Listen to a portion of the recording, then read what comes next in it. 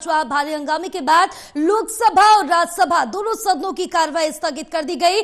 कल 11 बजे तक के लिए कार्रवाई को स्थगित कर दिया गया। वक्फ बिल पर जेपीसी के कार्यकाल को बढ़ाने का प्रस्ताव रखा गया। संसदीय कार्य मंत्री किरण रिजिजू ने हंगामे को लेकर विपक्ष की निंदा भी की। तो बड़ी जानकारी अब तक पहुंचा रहे हैं, जहां कल तक के लिए दोनों सदनों की कार्रवाई को स्थगित कर दिया गया। कल की बात करें तो कल भी दोनों सदनों की कार्रवाई को स्थगित कर दिया गया था। आज सुबह तक के लिए कल भी अडानी और संबल का मुद्दा उठाया गया, जिसके बाद आज भी अगर देखें तो कल तक के लिए 11 बजे तक के लिए कार्रवाई को स्थगित कर दिया गया। दोनों सदनों की, लोकसभा और राज्यसभा दोनों सदनों की कार्रवाई को स्थगित किया गया। संसदीय कार्य मंत्री किरण रिजिजू ने इस पूरे हंगामे की निंदा भी की है। आज भी आपको बताते चले कि वक्फ बिल जो है उस पर जेपीसी के कार्यकाल को बढ़ाने का प्रस्ताव रखा गया। आज भी दोनों सदनों की कार्रवाई को स्थगित किया गया। कल सुबह 11 बजे तक के लिए लोकसभा और राज्यसभा की कार्रवाई को स्थगित कर दिया गया।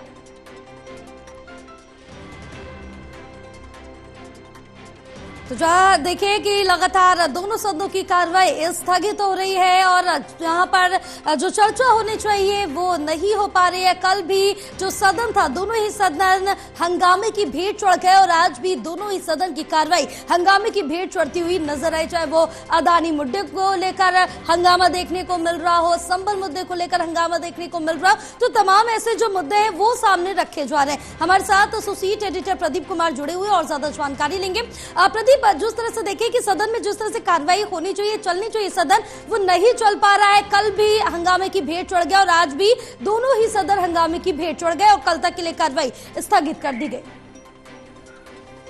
देखिए, दोनों सदनों में जोरदार हंगामा हुआ है। लोकसभा राज्यसभा में अडानी और संबल हिंसा मुद्दे को लेकर विपक्ष ने जोरदार प्रदर्शन किया है। वेल में आकर उनके सांसदों ने नारे लगाए हैं और इसके बाद सदन में गतिरोध बना रहा।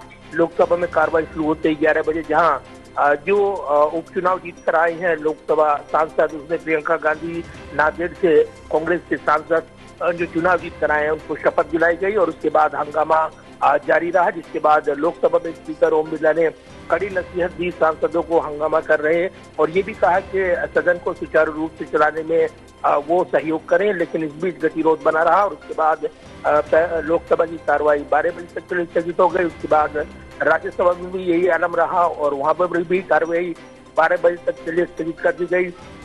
तो इस बीच जब 12 बजे दोनों सदनों की कार्रवाई शुरू हुई तो हंगामा फिर भी जारी रहा और इसके चलते शोरगुल नहीं थमा, जिसके चलते सदन की कार्रवाई स्थगित हुई है। लेकिन इस बीच लोकसभा में जो वक्फ बिल को लेकर ज्वाइंट पार्लियामेंट्री कमेटी जेपीसी बनाई गई है उसका कार्यकाल बढ़ाया जाए और उसमें फर्दर जो जांच जरूरत है, क्योंकि काम पूरा नहीं हुआ है, ऐसे में ये प्रस्ताव मूव किया गया।